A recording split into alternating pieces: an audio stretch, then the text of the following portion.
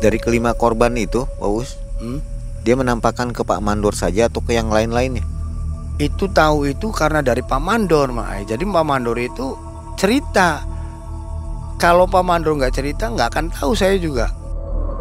Di mana katanya? Di sana.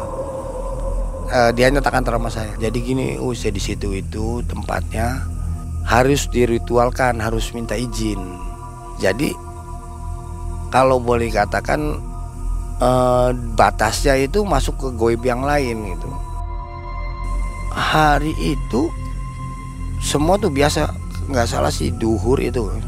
Pada saat mau istirahat, pekerja di bawah itu 5. Nah beko dari istilah padahal beko itu rada ke samping, ini beko di sini, orang di sini gitu kan. Tapi yang ini kok pasirnya bisa ke bawah, ambruk. Wah, geger di situ. Dia bilang gini, bahasa Jawa, "Kamu mau apa di sini?" katanya. Saya sudah katakan kan, saya harus ada darah kambing 3. Kalau tidak itu akan saya habiskan di sini. Siapa aja yang berani menggali di sini. Artinya setiap membuat proyek rumah atau jalan atau jembatan, perlu nggak menurut Waus ada ritual-ritual khusus? Nah ini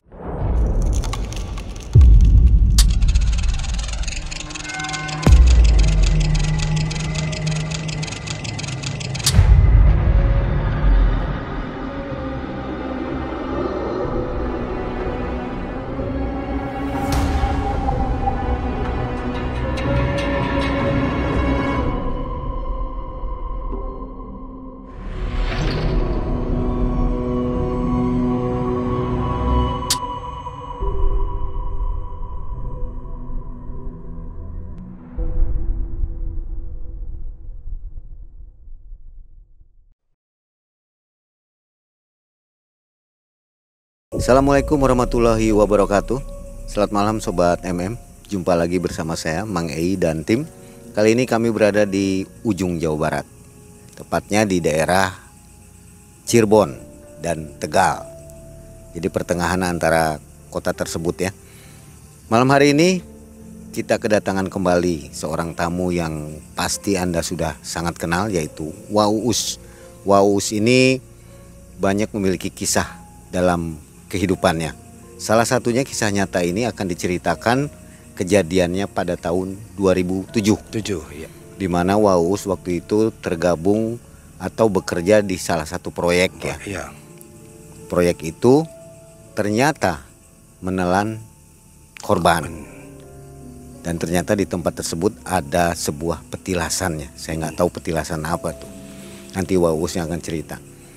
Waus, sebelum kita mulai Waus, kita mau minta penilaian dulu dari Waus nih. Jadi dari tim MM menerbitkan kaos Waus, t-shirt.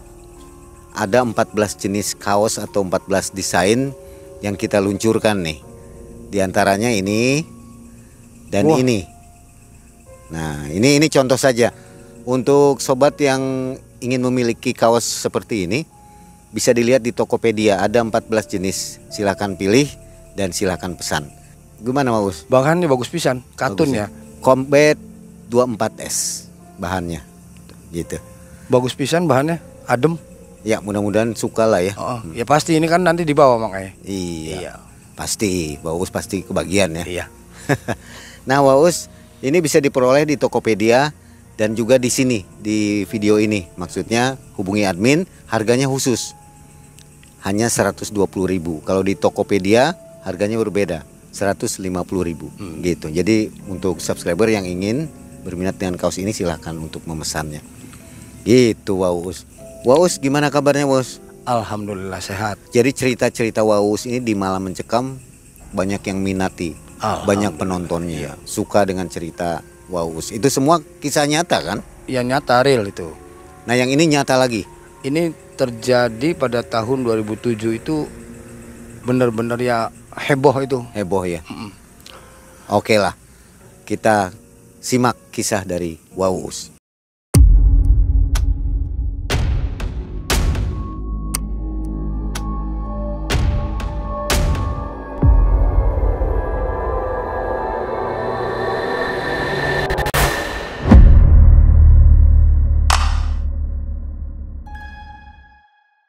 tepatnya waktu malam Sabtu itu kan, ada temen yang ngajak untuk bermain bulu tangkis di suatu tempat lah. Di suatu tempat tuh artinya ada orang yang mau dikenalkan katanya. Berangkatlah ke situ. Ternyata saya di situ itu semua yang ada di situ seorang pengusaha semua.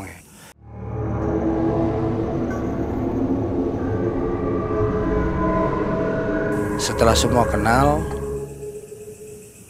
saya mainlah di situ, main bulu tangkis. Dari salah satu pengusaha tersebut itu suka dengan main bulu tangkis saya itu. Selesai main-main apa, Pak Haji ngomong, nanti malam Senin ke rumah ya. Kebetulan di rumah ada lapangan bulu tangkis katanya. Main di sana. Oh siap Pak Haji, ya nanti langsung aja ke sana katanya. Main sama saya. Dari Cirebon ya kira-kira ya jauh ya. Antara 45 menit perjalanan. Singkat waktu malam Senin itu saya ke sana. Dan ternyata itu emang Pak Haji itu di situ paling orang paling kaya. Lapangan bulu tangkis itu sengaja dia buat untuk mainnya dia sendiri sama karyawan-karyawannya. Dan di depan lapangan bulu tangkis ada lapangan futsal waktu itu. Kita pakai inisial aja lah, Pak Hajianto aja ya. Lalu saya datang ke situ ketemu, main ya dengan karyawan-karyawan. Ternyata emang karyawan-karyawannya itu ya namanya orang belajar, levelnya masih jauh bulu tangkis dengan saya tuh.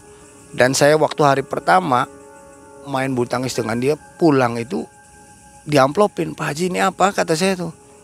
Udah buat di rumah aja, pulangnya malam katanya.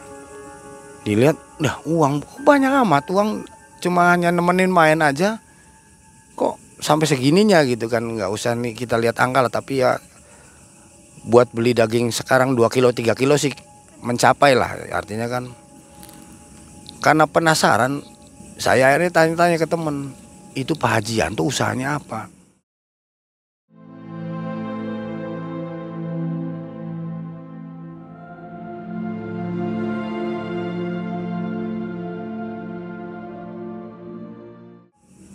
Ternyata emang itu dia punya usaha tuh galian. Jadi seluruh galian itu dikuasain oleh dia. Kata temen, wah itu kalau Pak Haji itu cerita uang itu kalau digelar sih banyak itu Us katanya. Kemarin dikasih berapa katanya? Ya rahasia kata saya itu, tapi cukup lah. Iya royal katanya, orang dermawan, ke siapapun orang dermawan. Hari pertama saya itu ternyata Pak Haji besok-besoknya ngebel. Ada di mana Us? Itu ngebel itu jam berapa? Jam 11 malam. Pak Haji ada apa ini telepon kata saya. Iya Pak Haji, kesini ke rumah katanya. Di mana Pak Haji rumahnya? Saya kan nggak tahu rumahnya waktu itu kan, hanya sebatas lihat lapangan bulu tangkisnya aja. Ke rumahnya saya ditutup, artinya dikasih tahu rumahnya Pak Haji ini. Nyampe di depannya tuh wah rumah itu kayak istana. Udah masuk aja katanya. Kata Pak Haji udah di belakang. Saya jalan ini motor taruh di mana? Taruh sini aja. Jalan. Lama Pak Haji nunggu. Setelah nunggu apa ngobrol ketemu, Pak Haji ada apa? Kata saya, malam-malam kok ngebel saya. Us lagi apa katanya? Ya lagi nganggur aja. Udah sini temani saya main catur. Ya Allah kata saya tuh, Pak Haji malam-malam ngebel. Kirain ada keperluan apa, ternyata suruh nemenin dia main catur. Main catur ya antara jam 2:30 itu Pak Haji berhenti. Bentar Us, tunggu sebentar katanya. Tinggalin saya. Ya antara 15 menit datang lagi. Udah Pak Haji, udah. Ngapain Pak Haji? Sholat tahajud katanya. Wah rajin banget. Udah gitu beberapa hari kemudian dia manggil malam apa ya itu, dia ngomong, ayo sini main bulu tangkis lagi katanya. Saya datang lagi. Tapi sebelum main bulu tangkis, Pak Haji bawa saya dulu. Kata dia ngomong, lagi ada kegiatan apa katanya. Pak Haji kalau saya sih kegiatannya nggak ada kata saya tuh. Ya hanya nyupir aja biasalah. Udah gabung aja ke saya yuk katanya. Biar nanti Us juga ya insya Allah lah ada yang lebih baik kan, nanti Us kanuin Apa kerja saya Pak Haji, kata situ. Saya pura-pura nggak tahu aja tentang usahanya Pak Haji yang di situ. Akhirnya cerita Pak Haji tuh, nih saya itu punya beberapa galian katanya. Dan di situ kebetulan tidak ada yang mengawasi. Nah saya pikir akan lebih baik kalau misalkan aja yang mengawasin gitu. Ya udahlah Pak Haji, nanti saya akan kasih kabar ke Pak Haji kalau misalkan emang iya oke ini. Ya udah aja, sekarang main bulu tangkis dulu. Wah orangnya Pak Haji enak lah, enjoy, apa artinya ngobrolnya enak. Itu setiap kali main bulu tangkis aja karyawannya itu beli nasi kuning, kadang beli pecel, semuanya itu karyawan dibayarin semua. Ya saya kan pulang cerita ke keluarga, kata saya tuh, ini saya tuh ada tawaran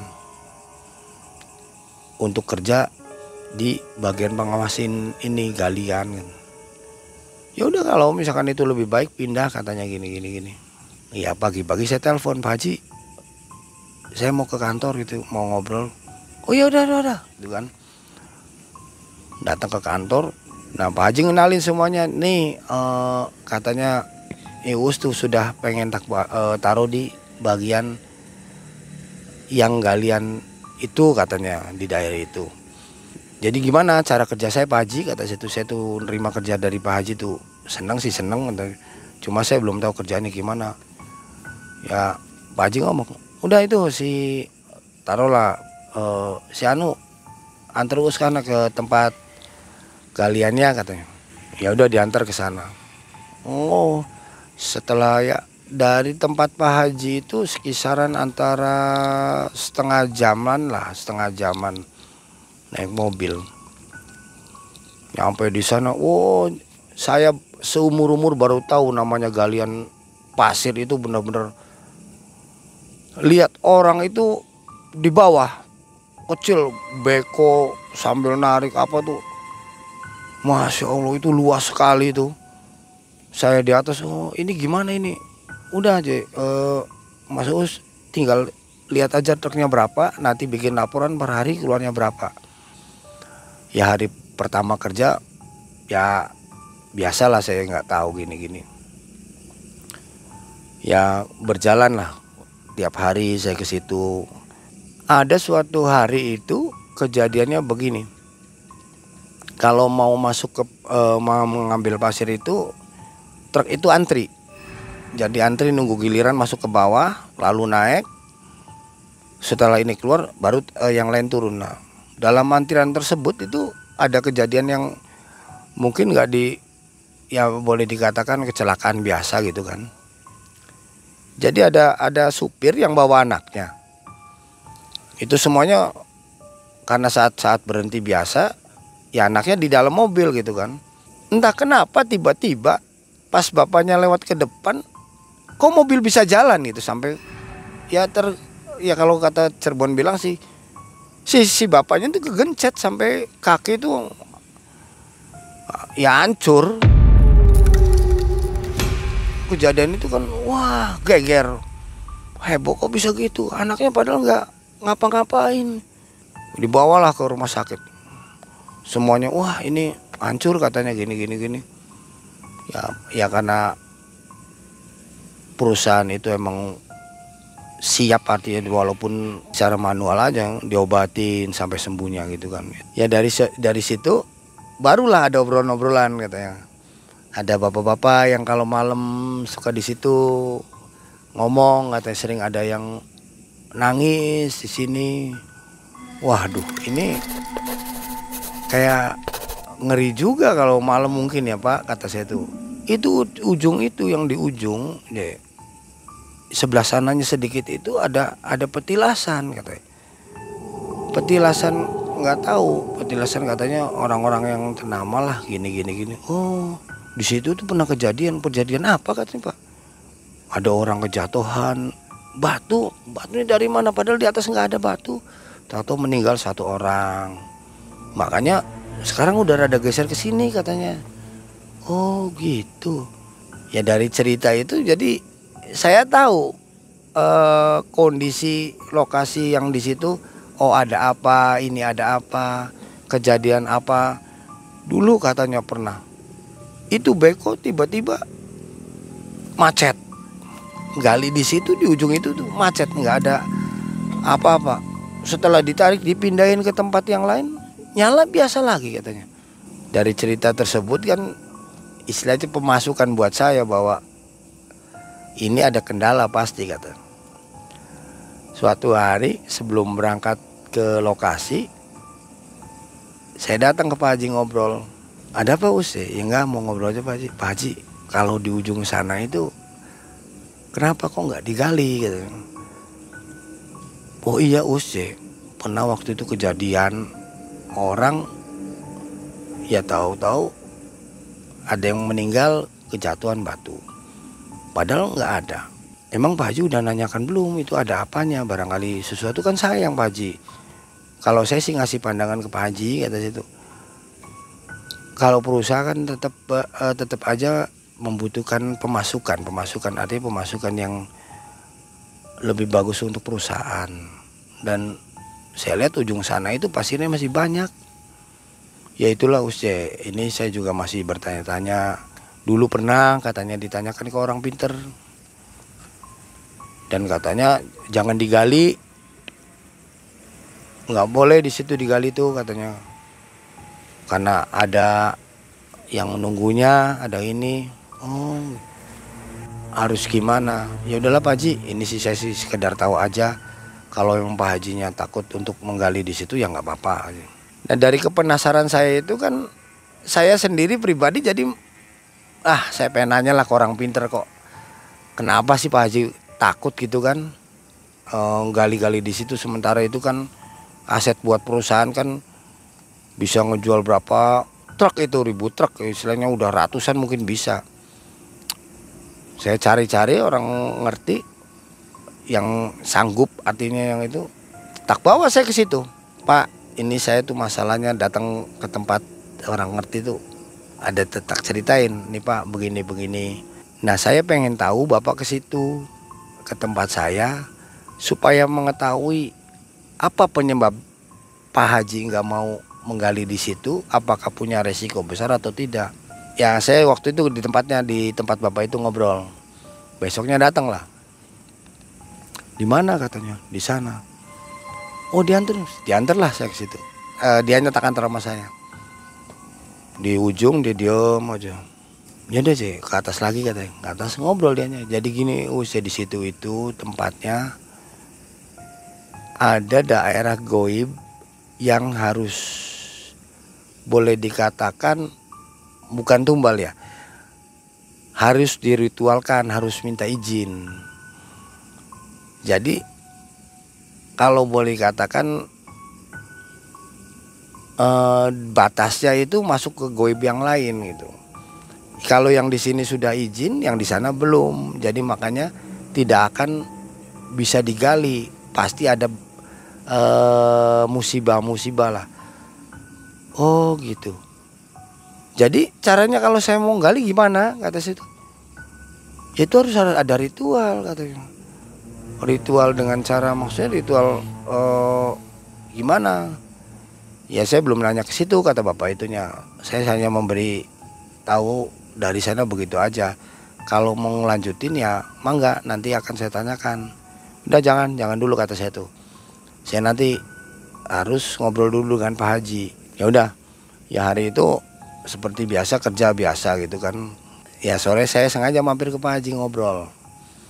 Pak Haji, saya tuh pengen ngobrol katanya. Karena saya peduli dengan aset yang ada di sini yang tidak bisa digali, jadi saya sengaja ngelancangin Pak Haji katanya.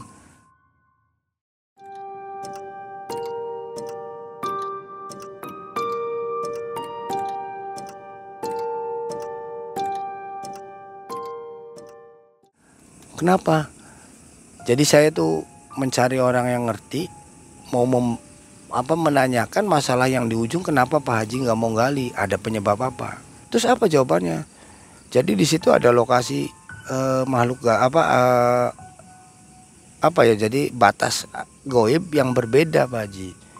Makanya pasti ada musibah ataupun orang-orang yang ya terkena, misalkan yang meninggal di situ, ini gini-gini. Kata Pak Haji, lah sudah aja lah usia. Kalau misalkan memang mau digali, ya digali aja lah. Ya resikonya mungkin besar Pak Haji, gini-gini. Udah nggak apa-apa sok ceng. Nah, ini seolah-olah Pak Haji itu mengabaikan masalah itu tuh. Ya sudahlah. Nah ada lagi, jadi dari bagian itu saya hanya mengawasin ini. Dan ada yang di bawah itu yang jadi ada bukan pengawas ya, kalau itu si mandor untuk ngambil pasir di sana, ngambil di sini gitu. Mandor saya ngomong, Dor itu kenapa nggak diambil ambil aja Dor. Iya aja nanti habis ini gini-gini. Beberapa hari kemudian mandor tuh maksa gitu, artinya setelah saya kasih saran diambil itu. Udah diambil katanya sebelah situ. Supir beko ngomong, aduh Pak gimana, nggak apa-apa tuh? Udah nggak apa-apa katanya. Hari pertama nggak apa-apa, biasa aja. Wah wis, alhamdulillah katanya. Udah di tawasulin aja kata mandornya, udah tawasul biasa aja, kirim katanya di situ. Beberapa hari normal. Di hari keberapa ya itu musibah tuh dengan tiba-tiba, jadi nggak lihat apa-apa. Hari itu semua tuh biasa, nggak salah sih duhur itu, pada saat mau istirahat. Pekerja di bawah itu 5. Nah beko dari istilah padahal beko itu rada ke samping, ini beko di sini, orang di sini gitu kan. Beko ngambil yang di sini. Tapi yang ini kok pasirnya bisa ke bawah, ambruk. Wah, geger di situ. Wah, langsung saya dari atas aja langsung ke bawah. Udah aduh cepet-cepet. Ya namanya pasir sebanyak itu, kita manual pakai apa, kalau pakai beko takut orangnya gimana. Ya mau gimana lagi kan. Ya habis berduka, Pak Haji pun datang waktu itu. Ya Allah kata Pak Haji, itu amrak kamu tahu astagfirullahaladzim, Allahu Akbar, jangan ngerokok aja kamu, itu bantuin, astagfirullahaladzim. udah sekarang ini aja katanya, selesaikan semua masalah-masalah yang orang itu meninggal, diantarkan ke keluarganya katanya. Diantarkan ke keluarganya gimana, ternyata dari salah satu keluarga tersebut ada yang nggak terima. Gimana Pak Haji, tanggung jawabnya aja gini. Ya nanti akan saya tanggung katanya. Ya nggak bisa gitulah aja kita tuh, artinya kata keluarganya ada yang rewel lah, bahasa orang tuh ada yang rewel. Semuanya dari 7 hari sampai 40 hari biaya dari Pak Haji semua, dari perusahaan lah. Buat semua orang tuh 5 orang itu kan, biaya ini biaya itu. Selesai Pak Haji manggil lagi, saya manggil gitu. Wah itu waktu itu malam Pak Haji rupanya kepikiran, karena kejadian tersebut kepikiran. Kesini saya mau ngobrol katanya jam 9, tanpa ada siapa-siapa ngobrol. Kalau orang yang kemarin tuh gimana, saya pengen jelas. Iya Pak Haji gini, jadi menurut orang tersebut itu Pak Haji mengambil pasir itu sudah melebihi pagar goib yang lain. Nah, otomatis itu tuh harus ada izin lagi Pak Haji. Maksudnya tuh ke situ. Cara izinnya gimana?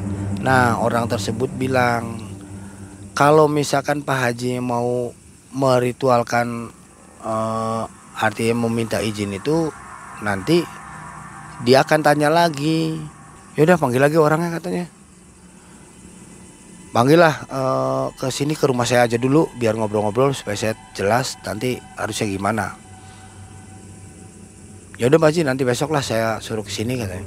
Ya emang dari rumah Pak Haji itu setelah selesai langsung ke rumah Bapak itu. Nyampe di rumah Bapak itu saya langsung ceritakan, Pak punten, ya ini saya baru ngasih kabar ada kejadian Pak. Tuh kan saya bilang juga apa katanya, awas hati-hati di situ tuh rada bahaya, soalnya udah memasuki pagar gaib yang lain. Berapa orang yang kena katanya? 5 orang Pak. tuh kemarin apa aja ya Pak Us nggak ngomong langsung minta ini? Ya kan saya belum ada dapat izin. Nah sekarang saya habis dari Pak Haji kata situ. Ya saya udah selesai ngobrol-ngobrol, saya kasih penjelasan, pulang. Ya besok sih tuh langsung pagi jam 8 jam 9 saya antar situ. Sobat MM, saat ini tim Malam Mencekam telah meluncurkan merchandise berupa t-shirt eksklusif banyak ragam yang bisa sobat miliki. Semua bertema horor tentunya, dengan bahan berkualitas yang nyaman untuk dipakai. Jika berminat, dapat diperoleh via WhatsApp atau Tokopedia. Segera miliki dan jangan sampai kehabisan.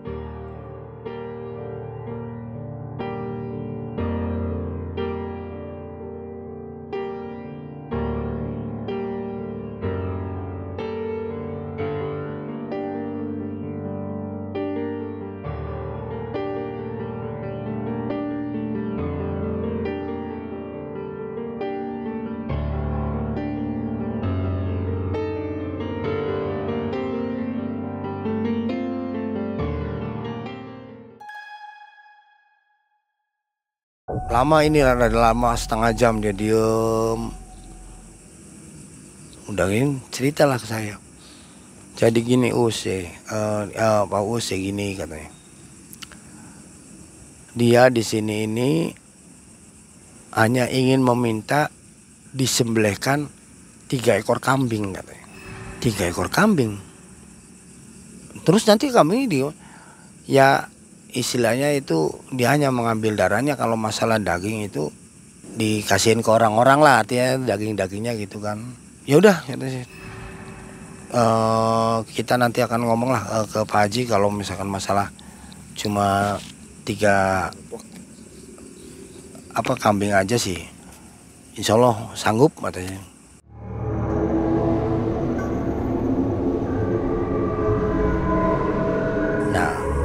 Setelah itu saya kan ngobrol nih ke Pak Haji.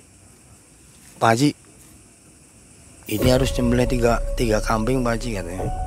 Waduh, saya kata Pak Haji, kok bisa sampai 3 gitu?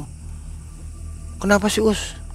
Kebetulan saya ngobrol di situ, ada pengawas bawah di situ kan. Cerita pengawas itu tuh di rumahnya itu didatengin. Jadi yang 5 ini kata mandor-mandornya itu menampakkan diri, artinya ingin disempurnakan atau gimana nggak ngerti.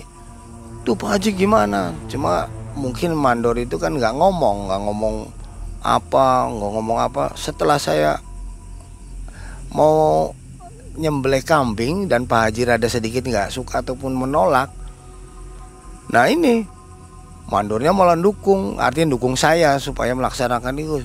Setelah ada pendapat mandor begitu, Pak Haji berubah pikiran.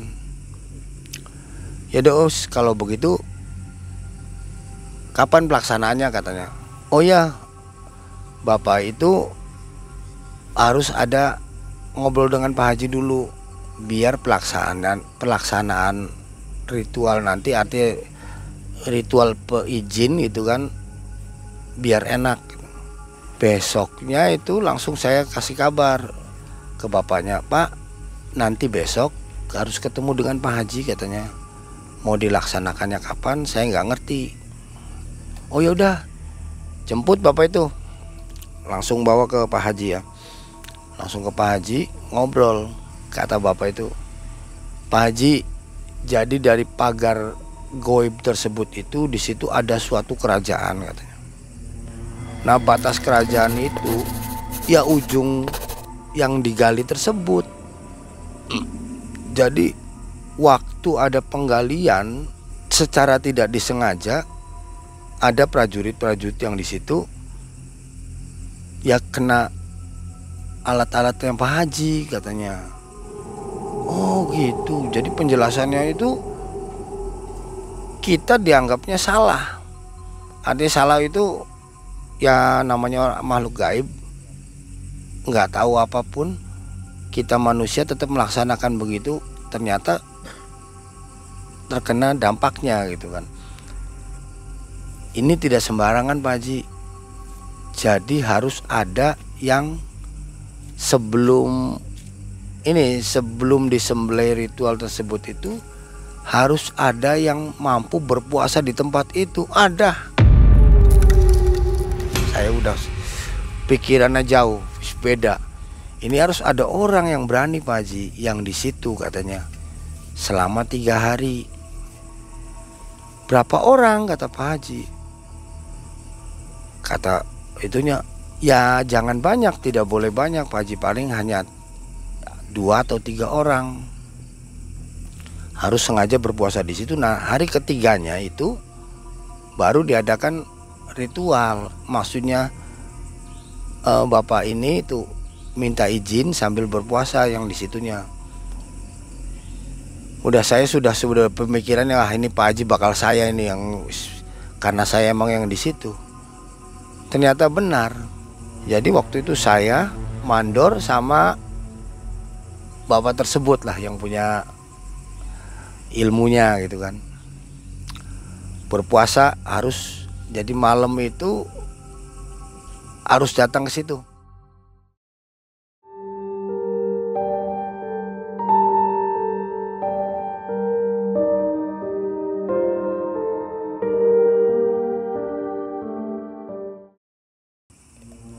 Ya biasa, kalau misalkan namanya puasa-puasa biasa kan berarti malam itu kita ngobrol, kopi apa ada semua udah disiapin lah.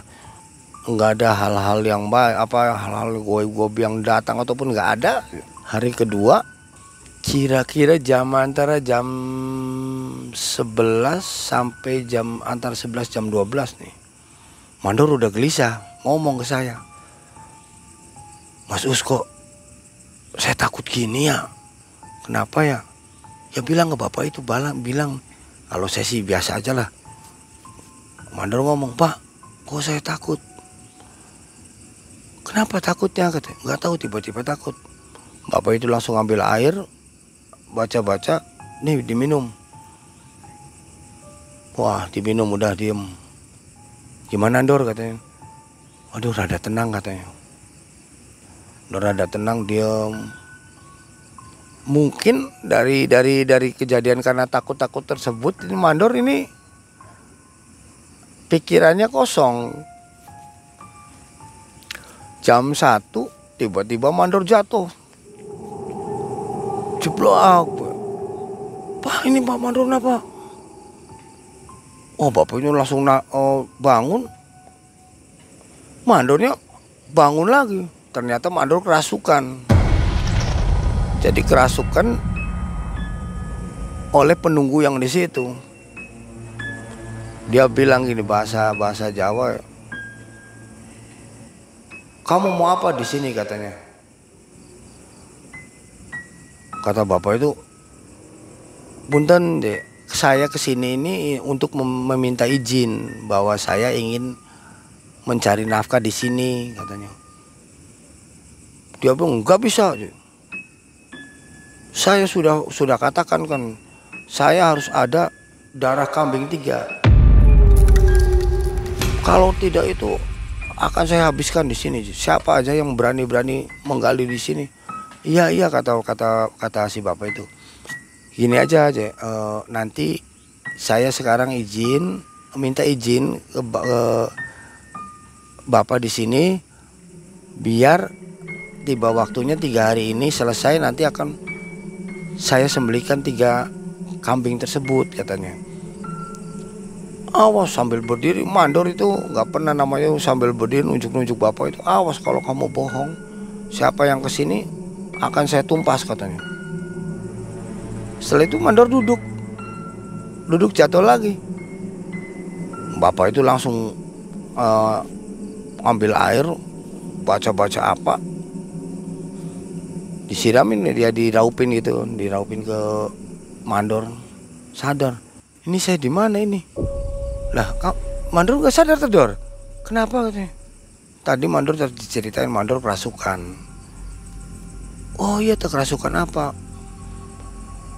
Ya bapak itu udah jangan cerita di sini katanya. Posisi kita masih lama, ini masih jam 2-an. Ya setelah keadaan Mandor begitu kan, saya yang di situ juga ikut takut gitu. Sampai jam 3 itu bapak itu udahlah jangan dipaksakan. ayo udah pulang katanya. Pulang. Saya pulang, mandor cepat pulang katanya. Mandor ngomong, ini saya kepala masih pusing, gimana Pak katanya. Ya udah nanti di sana aja ngobrolnya. Nah, dianterin lah bapak mandor itu sama bapak sama saya dianterin pulang. Nah ditanya sama bapaknya, Dor tadi kenapa? Apa yang dirasakan?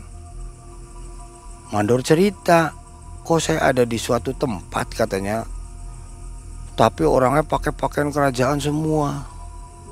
Saya diem sampai dikelilingan saya tuh di situ tuh.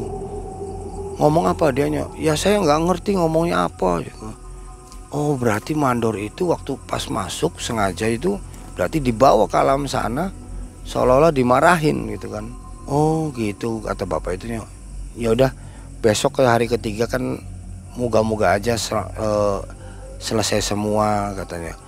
Nah dari hari ketiga itu ini ada benar-benar ada keanehan gitu. Pagi puasa, malam mandor udah nggak sanggup katanya ini. Jadi saya itu berduaan dengan bapak ini. Jam 9 udah duduk di situ, udah ya ngopi biasa aja, namanya orang berpuasa biasa. Jadi kan tetap nggak ada apa-apanya, nggak ada pikiran kemana-mana, nggak ada apa. Tapi setelah jam 12 itu angin tiba-tiba kenceng. Dor apa Pak ini ada Pak? Udah tenang aja katanya.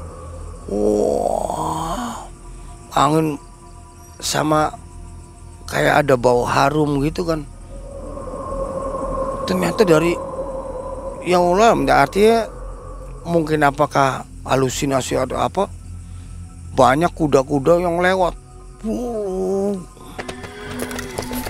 Orang yang lewat.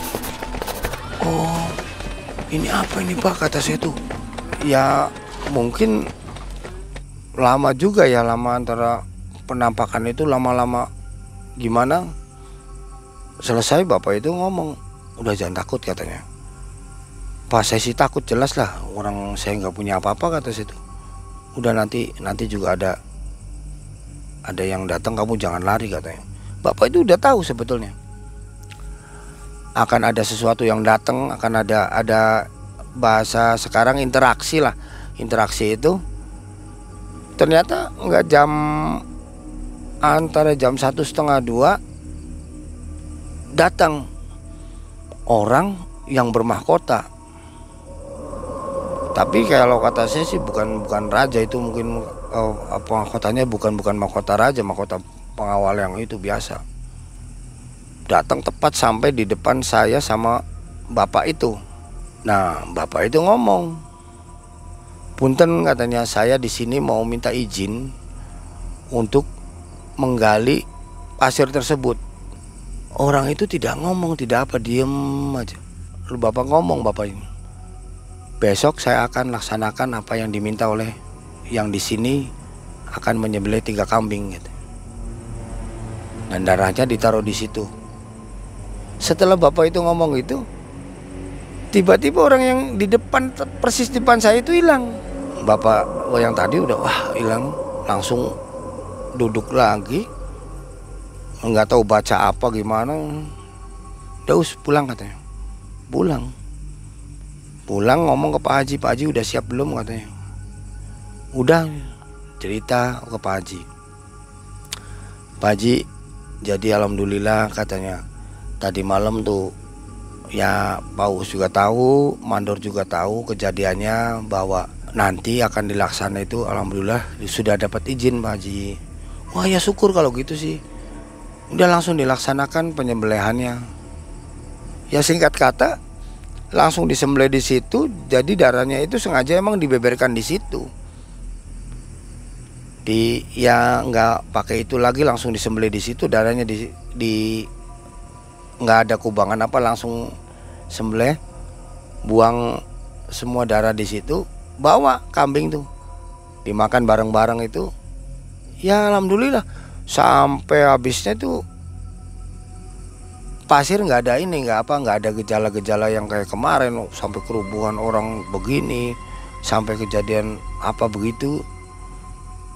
Ya normal lah, artinya kan ya sampai Pak Haji juga alhamdulillah aja kalau misalkan udah selesai begini, yang bersyukur sama itu sampai memberi sodako sama anak-anak yatim waktu itu. Udah berapa orang udah dikasihin, alhamdulillah ini udah selesai semua katanya. Jangan sampai ada kejadian lagi lah. Moga-moga aja ya sampai selama ya setelah ritual tersebut berjalan itu, sampai saya keluar kerja itu ya alhamdulillah nggak ada kejadian apa-apa. Dari kelima korban itu, Pak Us, dia menampakkan ke Pak Mandor saja atau ke yang lain-lainnya? Itu tahu itu karena dari Pak Mandor, Mai. Jadi Pak Mandor itu cerita. Kalau Pak Mandor nggak cerita nggak akan tahu saya juga. Tuh, jadi berarti Pak Mandor ini yang diteror, mungkin hanya Pak Mandor. Warga-warga nggak? Warga-warganya saya nggak ada cerita ke situ. Maksudnya nggak ngedenger gitu kan. Mandornya cerita, sayanya diteror katanya begini-begini, datang ke rumah orang tersebut tuh. Masih ada galian itu sampai sekarang? Sampai sekarang galian masih ada, cuma sudah tutup Mangai. Sudah tidak berproduksi lagi. Nah pada saat itu kan udah selesai itu kan emang ya perusahaannya kan dari pemerintah juga nggak boleh. Kontraknya habis lagi? Iya. Artinya setiap membuat proyek rumah atau jalan atau jembatan, perlu nggak menurut Waus ada ritual-ritual khusus? Nah ini sebetulnya kalau disimak dari pengalaman saya, itu sebaiknya ada. Artinya ada bukan berarti kita musyrik ataupun kita yang melakukan jadi syirik, bukan. Artinya kita sama-sama makhluk yang ada di bumi, artinya di sini itu saling menghormati gitu Mak. Dari situ aja saya udah menyimak. Kalau nggak izin mungkin dia akan mencelakakan kita. Kalau izin pun ya kita bukan berarti kita kalah gitu, tapi untuk keselamatan para pekerja. Menurut saya itu perlu Mak. Walaupun hanya sekedar bahasa orangnya setumpengan atau gimana kan, ritualnya cuma itu. Saling menghargai. Saling gitu. menghargai lah artinya. Oke sobat, itu cerita yang menarik dari Waus, kisah nyata pengalamannya di tahun 2007 ya. 2007 itu. Di daerah Jawa Barat. Jawa Barat lah. Jangan disebutkan. Gak berani sebutkan. Jangan lah. Oke, baik. Terima kasih Waus atas kisahnya, sangat menarik. Dan kepada Sobat MM, semoga Anda selalu dalam keadaan sehat walafiat dan dilimpahkan rezeki. Jangan lupa apabila suka dengan kisah Waus yang begitu banyak di pengalaman hidupnya, silakan komentar di bawah. Nanti kami akan tampilkan lagi kisah-kisah Waus di episode selanjutnya. Terima kasih. Assalamualaikum warahmatullahi wabarakatuh. Mandor sadar. Cih, ada di mana kata Mandor? Ada di mana? Sadar nggak sadar gitu. Aduh saya tadi pusing jadi jatuh katanya. Oh, Dor tadi tuh. Mau ngapain ke situ? Nyambung nih. Maksudnya apa?